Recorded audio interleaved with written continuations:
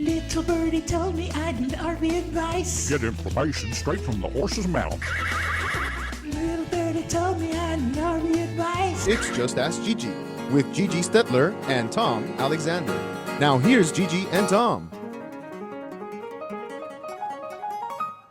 Hi, everybody, and welcome to Just Ask Gigi. My name is Tom Alexander, and of course, as always, I'm joined by Gigi Stetler. Hey, Gigi, how are you? I'm grand. How are you? Doing all right, thanks. Trying to stay cool in this really hot South Florida summer weather. I don't even want to hear it. You're sitting in your air-conditioned office. I just came in my air-conditioned office from the outside with customers, and it's so hot. Try showing campers that aren't plugged in, and they're probably 115 to 120 degrees inside. Yeah, well, it's, yes, I can imagine. And it has been, we've been getting, even though the temperatures have been like 93.4, we've been getting, feel like, yeah, 115. Well over 100. So yeah, it's a little toasty out there. It's good to see you, and I'm glad that business as usual is, it's been pretty steady, so that's a good thing. Yes, I'm so sorry to report that our state happens to be now the epicenter of COVID, which it's really sad that people aren't paying attention to the rules. But I wanted everybody to come back to work, you and and the team. I kind of missed our interactions and stuff, but yeah, likewise. It's just not safe. It's not safe. It's not, and yeah, it's really unfortunate that we're, as they say in sports parlance, the legal eater right now. Yeah. It's not a good, not a good thing to lead in. No, I don't want to win this war. That's no.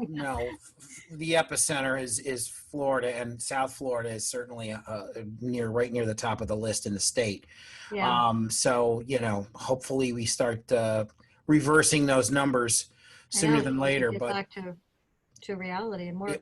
It would be nice. It would be nice, but if anything, we're powering through, and we're sort of inventing new ways of doing things, which I guess is a good thing. So we are doing that. But I know that, speaking of customers, because you had customers that you just came in off off the field. You walked off the field into the office. I walked off the field. And I know that you spoke with some folks a couple days ago, and why don't you share that story with us? Yeah, I just thought it would be an interesting story, because I kind of got a taste of my own medicine, and so it was, it worked out all well. But this couple had they had come, I don't know, several weeks ago, and they were came looking at RVs. I don't know who had talked to them originally when they had come and looked around, but they grabbed an RV advisor pamphlet off the counter. Mm-hmm. And weeks later, I guess a week or so later, they had joined RV advisor, but I don't see the names, I don't obviously recognize every name that joins and stuff like that. So, right. So they had joined, but I didn't know. Mm-hmm. Anyway, so they came back. So they had come back, and they had picked out an RV that they wanted, and I sold it to them. And I didn't even think about it, because normally we sign people up for RV advisor after, in the closing, when we close, we do all their paperwork, and we join, we sign them up then. Right. So long story short, after I sold them the motorhome, and so I'm sorry, but before I got a deposit out of the guy, mm-hmm. He said, I read that I read on that RV advisor. He had no idea that I was RV advisor. He didn't know. So he says, I read that, that you have to change the oil in the generator, every, 20 hours, first 20 hours, before you avoid the factory warranty. And he went down the list of all these things, and it needs to be sealed, and this and this and this and this. And he was an educated buyer.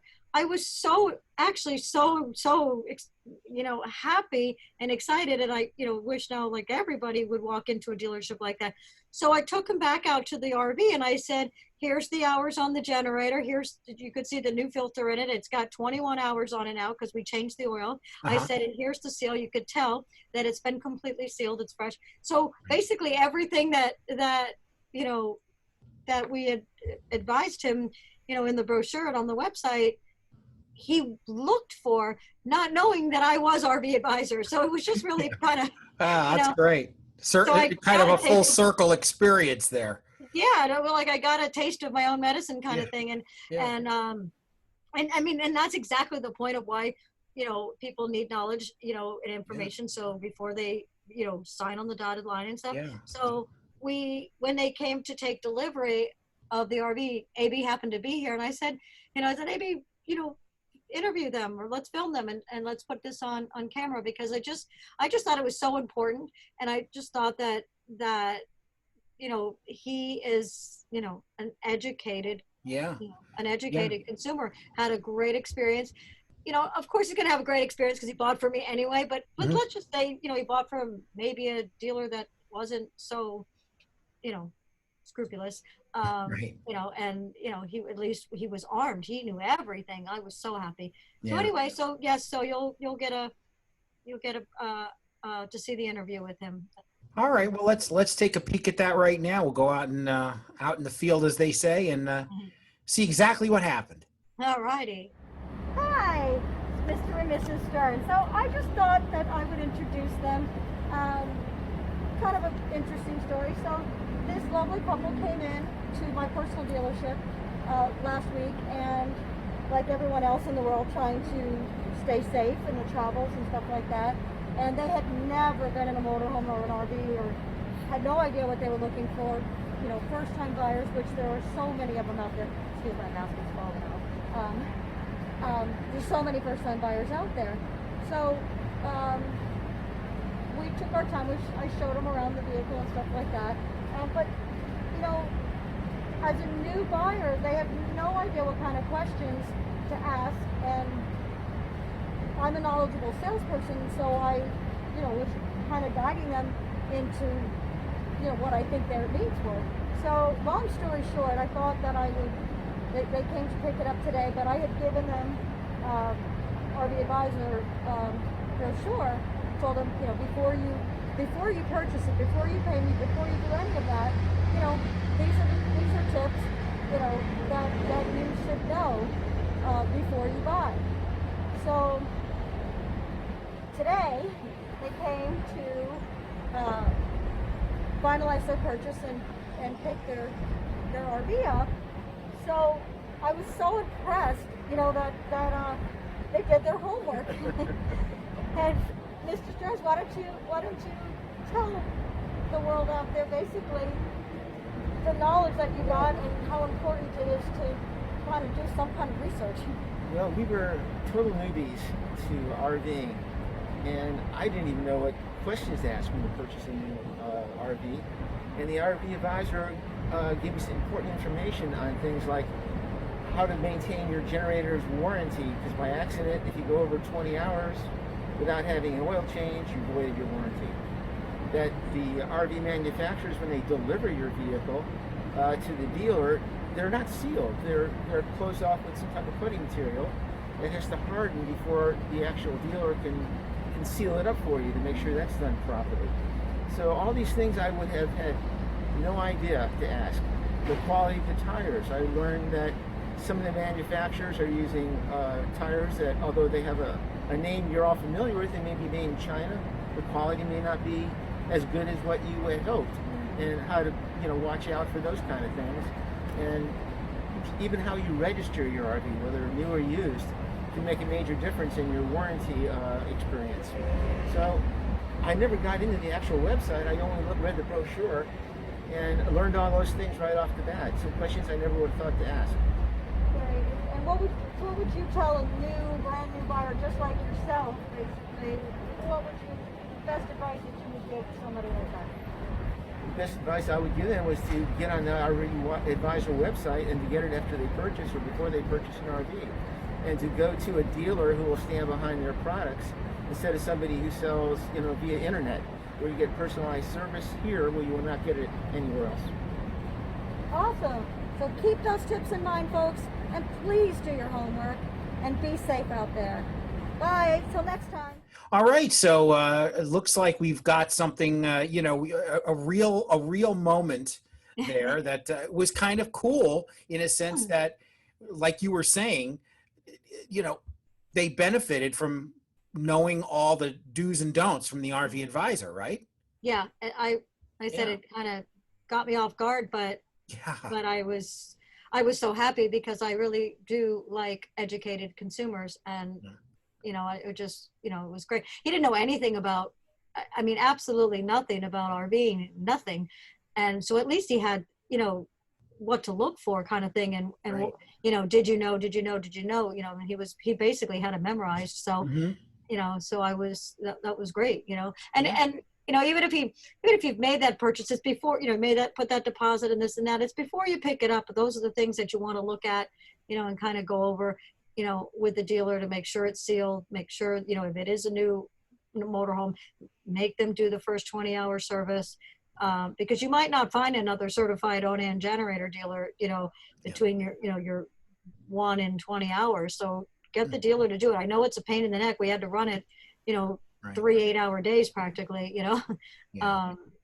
but it we do it when they first come in. Yeah. Yeah. Well, that's good. And that he kind of turned the knowledge, the benefit of the knowledge on you in a way, but still that's actually kind of cool. It's pretty cool how was. that all went down. All right, I'll tell you what, we got a couple questions for you, but let's do that on the Awesome. other side of the break. You're watching Just Ask Gigi. She's Gigi Stetler. I'm Tom Alexander. Back in a moment. The RVACA is a charitable organization protecting the rights of the RV owners. We'll work with dealers and manufacturers to ensure quality control is in place prior to delivery of an RV. Additionally, the RVACA provides assistance to disaster relief victims. Visit rvaca.org.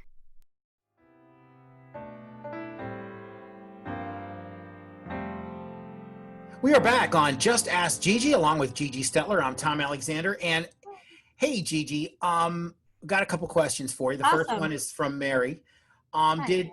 Did Gigi buy her company, or did she start it all by herself? Wow, that's pretty cool.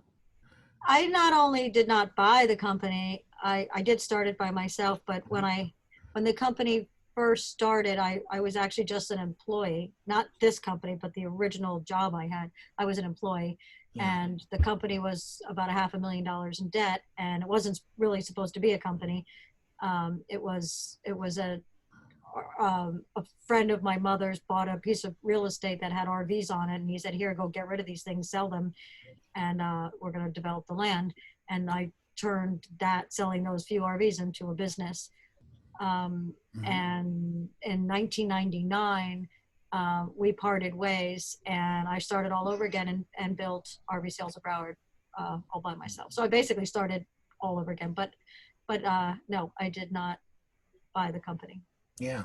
So RV Sales of Wasn't Broward, and open. of course the RV Advisor, about a little more than a year ago, right? Yep, built that from scratch too. Yeah. Wow. That came out of my head.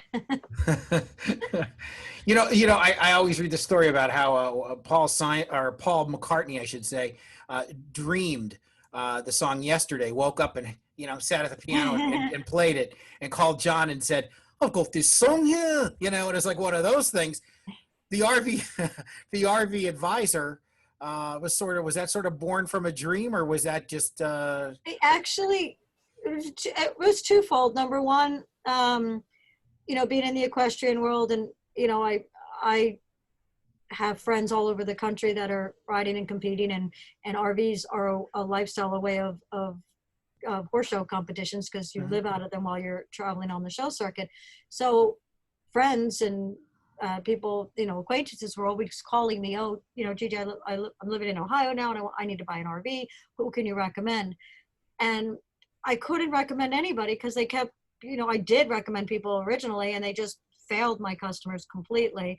So of course the customers' friends are calling me, oh, my hot water heater won't work, and they won't answer the phone, and so it was like I couldn't recommend anybody. So that was number one. I figured, I'm going to have to figure out how to certify dealers so that I have people that I can send traffic to. And number two, I think, and it's not personal, because a lot of people think I have a vendetta against Marcus Lemonis and Camping World, and no, it's not about a vendetta. It really, the stuff that Camping World does to consumers is just beyond exception. And so I think that was my, is to help people that have gotten stuck in a trap and robbed and ripped off and cheated and lied to and everything, is to right all those wrongs. So that was probably the real fuel behind me. Got it. Yeah, it's interesting. It's very interesting. One more question. This is from Steve. Another ownership question, actually. How is owning an RV company during COVID? Yeah, I'm sure you've heard that a few times. Everybody's saying, oh, it's a great time to be in the RV business, because we're probably one of the few industries that are booming right now. Mm-hmm. And it really is. And we make jokes amongst other dealerships and stuff. And we're like, you got to be a real idiot if you can't sell an RV right now, if you're an RV salesman, because, and it's an unfortunate thing, but so many first time buyers coming in that, a salesman can basically wrap them around their finger. And I hate, it's scary for me, and wearing my RV advisor hat, is because people are so uneducated, that they're, maybe buying the wrong RV or from the wrong place or whatever. But, the scary side of, it's great. Yes, we're selling a lot, and our parking lot is half empty right now. And it sounds great, but we're going to run out of inventory. And so is the rest of the country. And the factories are way behind. So production is looking like September and October for new production. So, it's not. There's going to be a lag there at some point, right? I guess. Yeah, and it's going to be a real problem because, when we're out of inventory, my bills keep going and payroll keeps going. And, so it's great right now. But, when that time comes and, the supply chain gets cut off, so does your income. So my message to anybody that is shopping out there, when you hear a salesman that says, oh, there's, it's the last one left, for the first time ever, they're not lying. Right. Because normally it's, right. It's a line, Sure. and they're not kidding right now. There is, so whatever dealers, if you find a used one that you like, you need to buy it. Right. Yeah. And don't ask about, negotiating prices and stuff like that, because a lot of dealers are paying more for inventory. Mm-hmm. We're getting a little bit gouged on shipping. And, but a lot of that is due to the transporters having to quarantine when they leave Florida or other states. So, it's kind of tricky. So we're all, everything, all of our prices are a little bit up right now.